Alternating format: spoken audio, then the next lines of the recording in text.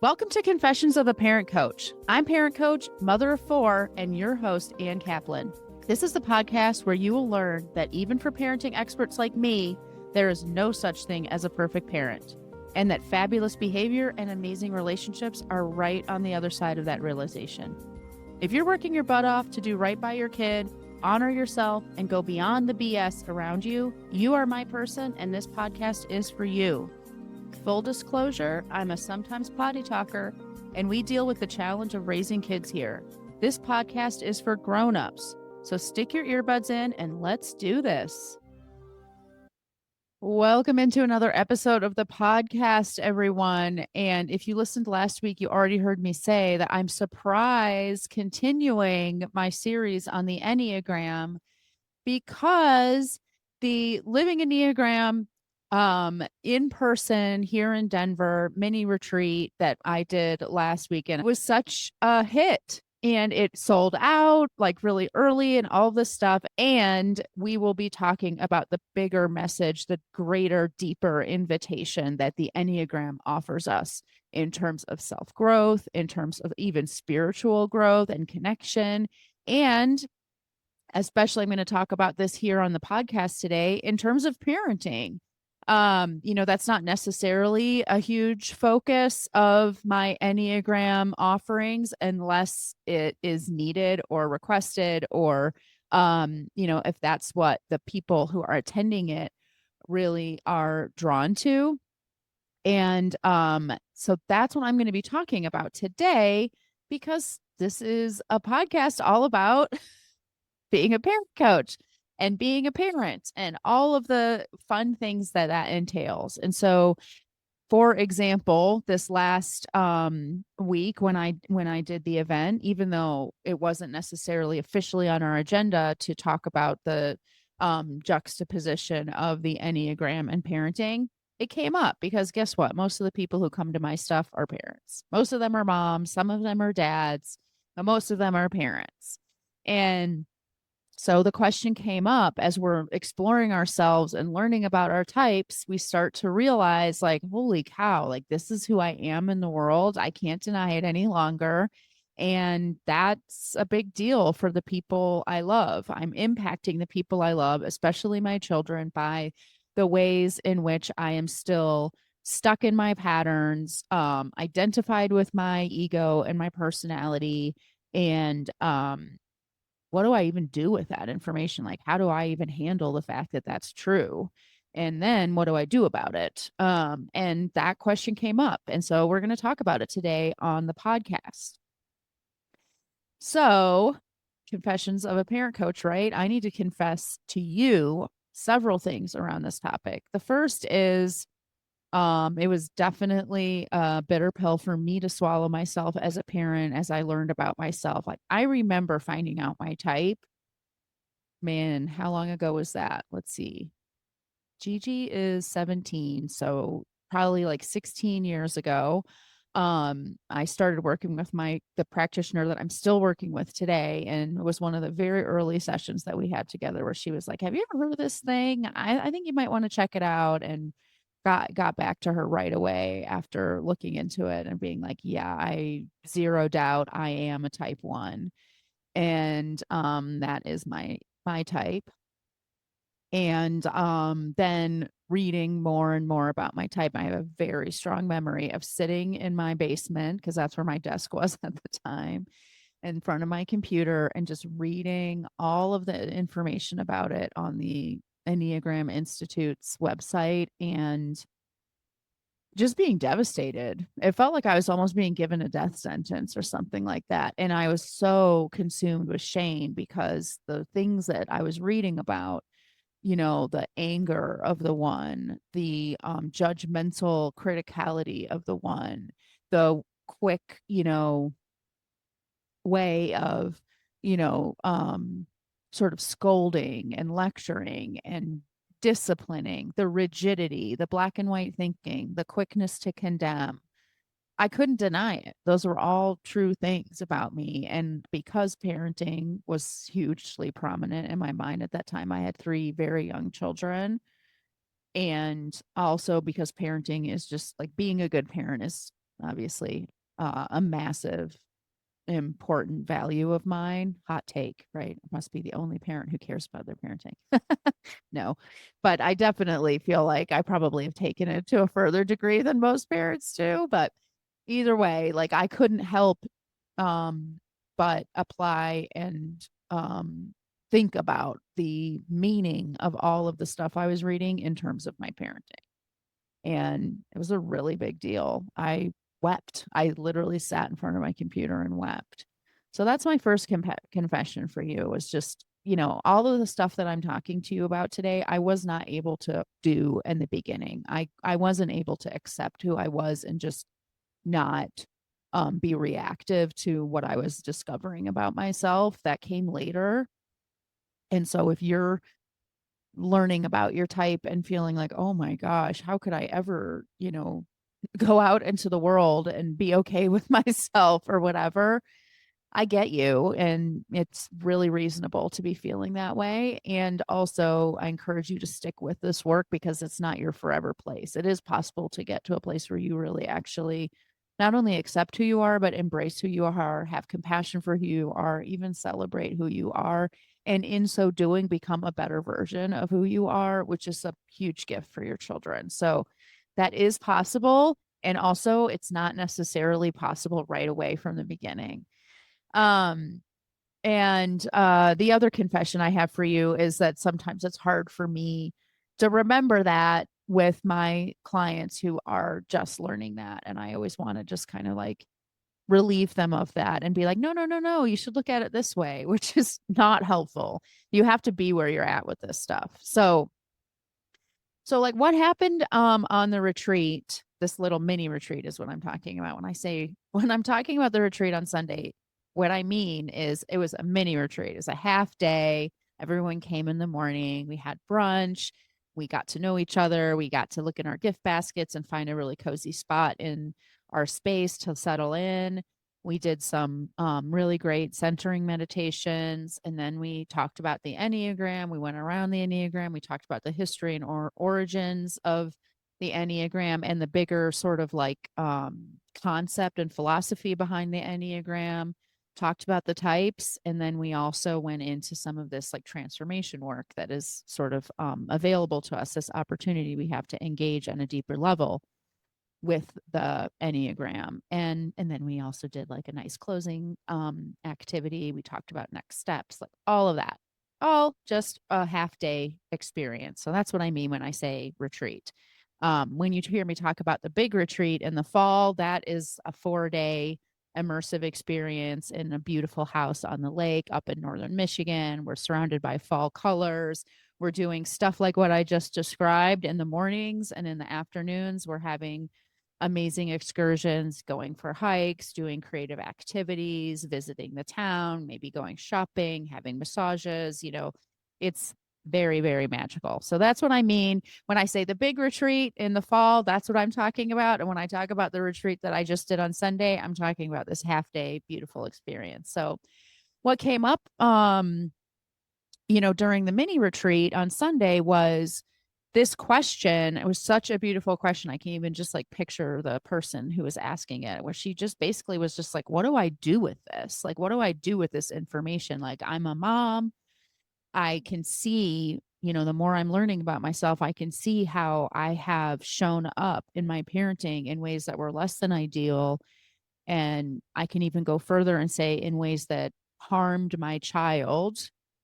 What am I supposed to do with that? Like, how do I just handle that being true and not, put it on my kid and not, just go into a giant shame spiral and all that stuff, which is a really reasonable question. And it's a really common question as we're discovering ourselves. So we're going to talk about that today.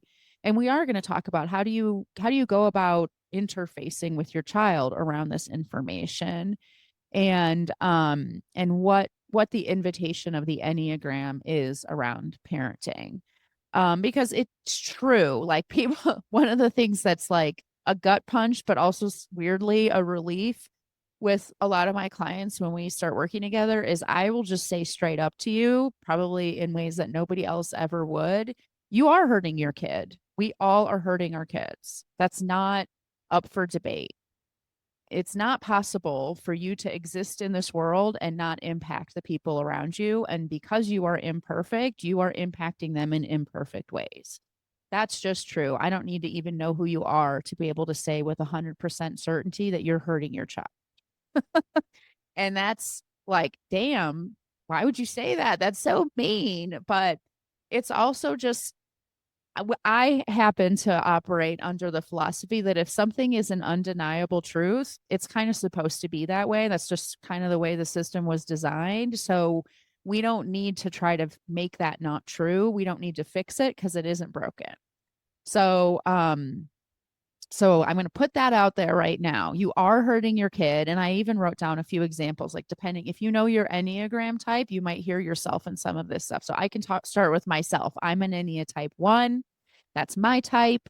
And what does that mean? It means I can be very critical. It means that my kids can easily walk away from experiences with me thinking, yeah, nothing's ever good enough for her. There's always something like not up to par with myself.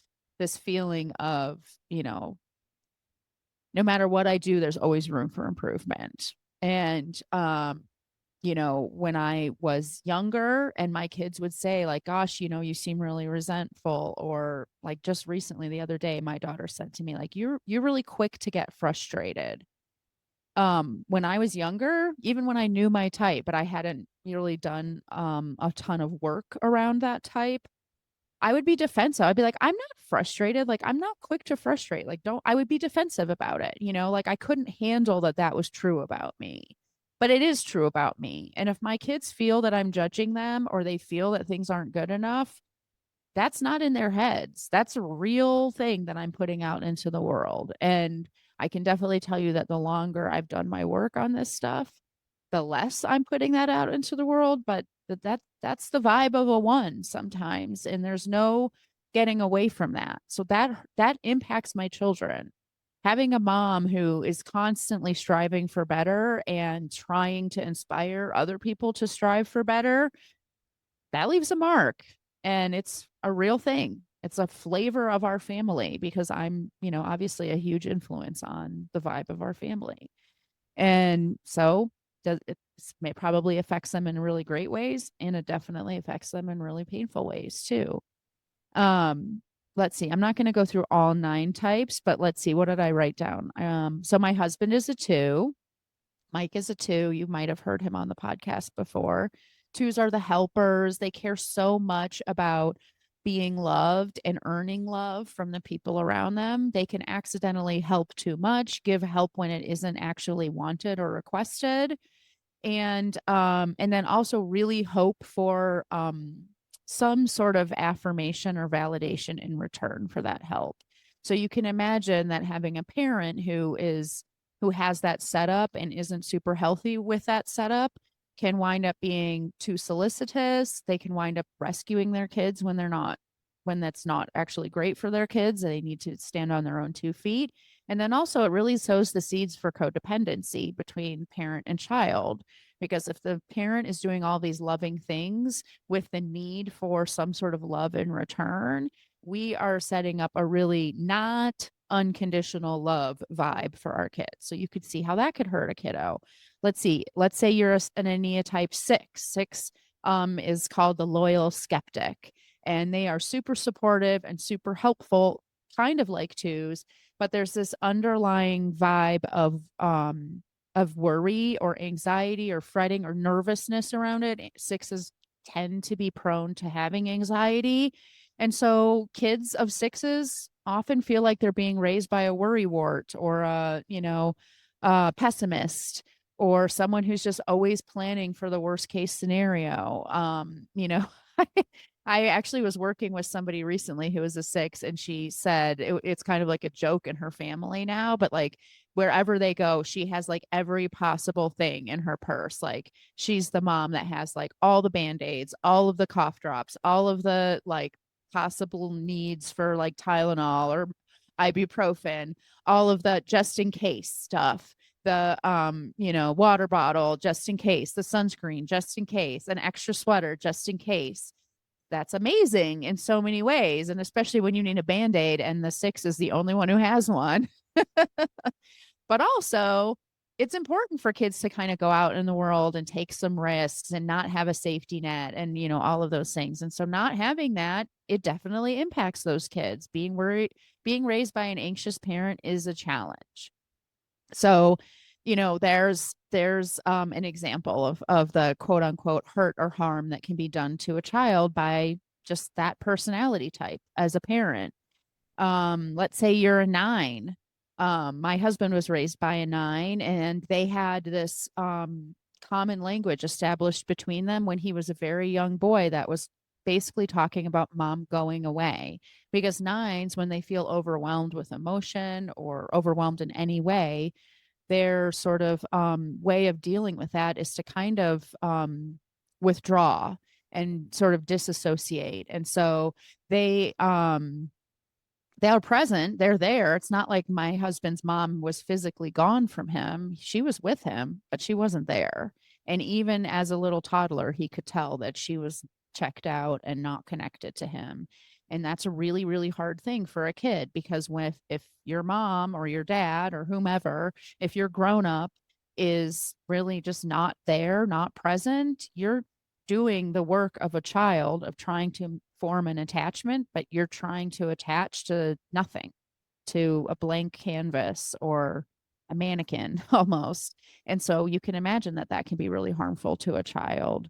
I also have another client who's a 9 who, because she cares so much about things being calm and peaceful, when things aren't calm and peaceful, she gets really irritated. And when her kids come to her with issues and problems, her kind of response is this feeling of just like, oh my God, are you kidding me? So there's this feeling for the children of like not being able to actually deal with their problems and have support in dealing with their problems. Their mom is either going to be frustrated with them that they have problems, or she's just going to deal with it on her own to make the problem go away so that things can get back to being peaceful and tranquil again. So you can see how, like I said, I'm not going to go through all 9 types, but these are just a few examples of like, yeah, it's really sucks to be raised by human parents, basically. Like, we are being raised by flawed humans. Our children are being raised by people who are completely hypnotized and attached and over identified with these patterns and behaviors that are toxic.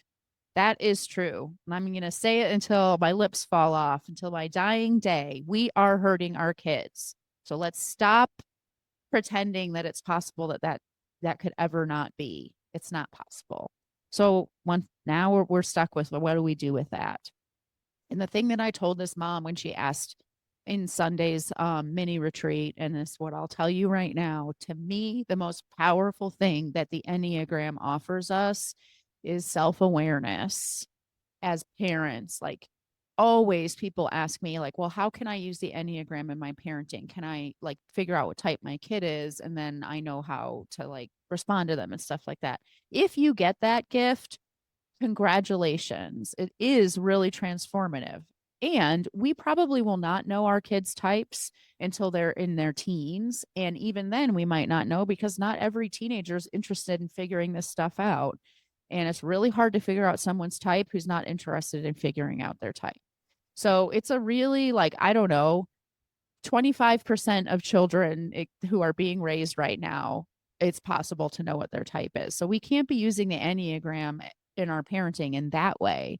The greatest parenting gift that the Enneagram offers us is, first, self-awareness, and second, self-acceptance. And then I would say third, if you're ready to go to this level, is transformation, literally growth, growing toward a person who is more self-actualized, less fear-based, not as identified and enslaved by their personality patterns.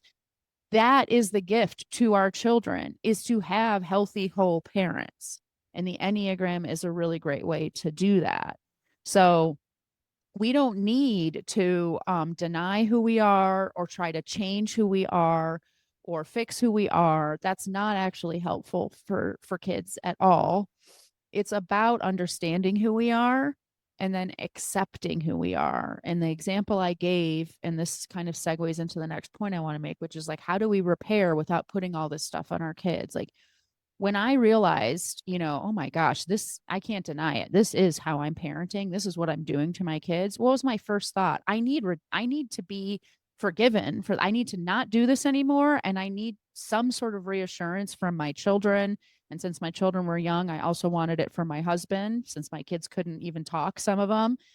I wanted some sort of reassurance, like, it's okay.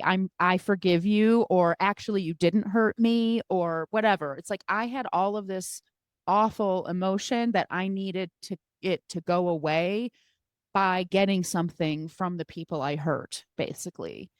We don't need to do that. And I think the Enneagram kind of offers us this way of understanding that we don't need to do that. You do not need forgiveness from your people to be okay with who you are. You probably need to forgive yourself, which there we go with the self acceptance and the self awareness.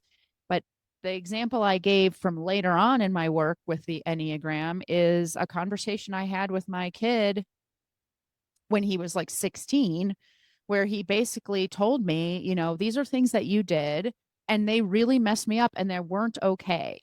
And I'm not going to go into all the details right now, not because I don't have permission or anything, but just because it will make this podcast like 2 hours long.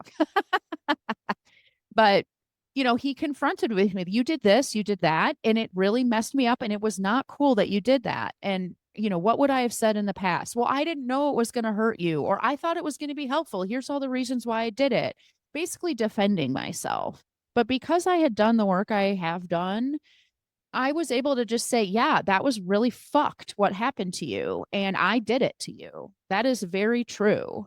And it was a huge piece of his own healing process to not have to, our kids have to do their own work. We all have to do our own work about coming to terms with the things that have happened to us in our lives. And that is true for my son, for all of my kids. They have to come to terms with all of the things that have happened to them in their lives, including having me as a mom. And I can't do that work for them. I can't be a different mom so that they don't have to do that work. That's not possible. But what I can do is get out of their way. And me being defensive about the stuff that I did to them is getting in their way. It's just adding one more thing to their psychological to-do list. Because now not only do they have to accept what has happened to them, they also have to accept that their mom won't own it. They have to accept that the people that they care the most about seeing what has happened don't see it. And that is really hard. All of us probably know how hard that is because we've all probably had to do it. It's hard enough to come to terms with the truth of your life and the truth of who you are without also being gaslit at the same time. And to me, that self acceptance of the Enneagram allowed me to say to my kid, first of all, yeah, I did do those things and that hurt you. I see that it hurt you. You have every right to feel the way that you do about that. I'm not even going to tell you unless it's important for you to know, why did I do those things? Where was I coming from? I'm not even going to offer that to you. I want you to know it's available to you if you want it, but I don't need to give that to you. I don't need anything for me from this conversation. And I could not only just say, like, that happened to you, it was absolutely messed up what happened to you, and I'm the one who did it to you. But you don't need to forgive me for that. That's a true thing about who I am. And part of your work in this world is getting over having me as your mom. And whatever I can do to pave the way for you to be able to do that, I want to do. But I'm not going to deny the fact that you have to get over having me as your mom, because that's just true. That's the true thing about parenting and about being raised by a parent is our parents are our first trauma. The biggest life's work that all of us have to do, including our children, is getting over having us as parents. That's just a true thing. And the sooner we allow that to be true and accept that that's true and show up with our children with that acceptance, the sooner all of it can be okay. It's not going to be okay because we make it go away. It's not going to be okay because we cloak it in this like blanket of toxic positivity. It can be okay because it just is, and we don't need to fight with reality anymore. So that's how we do repair without putting things on kids. Just validate their experience, acknowledge their experience, and don't try to get anything from them in return. And after a while, the invitation of the Enneagram is to loosen this sort of grip that our personality has on ourselves so that I now can be better.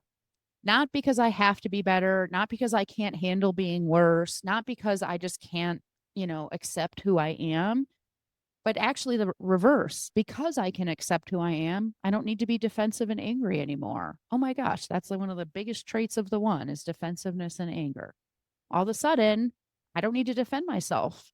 So I just show up much less angry. When my daughter told me the other day, you're really quick to anger, I was like, you know what? You're right. That sucks. Basically, like, sorry for your troubles of having me as your mom. It's a crazy thing to be able to say to your kids, but watching their faces when they receive that validation, it is magic, truly, truly magic. So that's kind of the message that I want to give you for today. And if this is, landing with you, please come to the May 17th gathering. You have no excuse. It doesn't matter where in the world you are. It doesn't matter, what kind of clothes you have or how easily it is for you to get dressed and leave your house because you don't got to do any of that stuff. All you need to do is click a link and join me on a Zoom call where we are going to talk about all this stuff and go even deeper. So please join me. And I also want to give you a little hint about what I'm going to talk about next week. So, what we talked about today is our nature as parents, which results in our children's nurture experience of their childhood. Our nature gives them their nurture. But the second question that I got during the mini retreat on Sunday was, oh my gosh, I'm reading about the childhood experience of my child because some people did know their kids' Enneagram type. So, of course, they flip right to that place in their book and read about the childhood experience of whatever type their kid is. And they say, oh my God, how could it be that my child felt ignored? I never ignored my child. Or how could it be that my child felt like they weren't good enough? I told them all the time that they were amazing. What we're coming to terms with here and using the Enneagram to do so is our children's nature. So today we talked about our nature and our children's experience of our nature, which is their nurture experience. Next week, we're going to talk about our kids' nature. And does that really mean if our kids have this like experience of us as parents, does that mean we actually were that way as parents? What did we do wrong, quote unquote, to result in our kids having this awful or challenging experience of their childhood? And how can we come to terms with that? If you're interested in that, you should definitely tune in next week. We're going to talk about it. Have a great week, everybody. I can't wait to talk to you again soon. Bye. The episode is over, but there's more waiting for you. You can grab my free workbook, Getting Kids to Listen the First Time, that walks you through the fundamental principles I teach all of my clients and applies them to this very universal parenting challenge. So if you're sick of repeating yourself all day long or just want to learn more about my style, you'll definitely want to go to bit.ly/kidswholisten. And if you're ready to work with me, let's meet. Set up a free call at bit.ly/Kaplan call, and let's create an action plan that gets you exactly where you want to go. And of course, links to all this goodness are in the show notes. Thanks for joining, and I'll see you next time.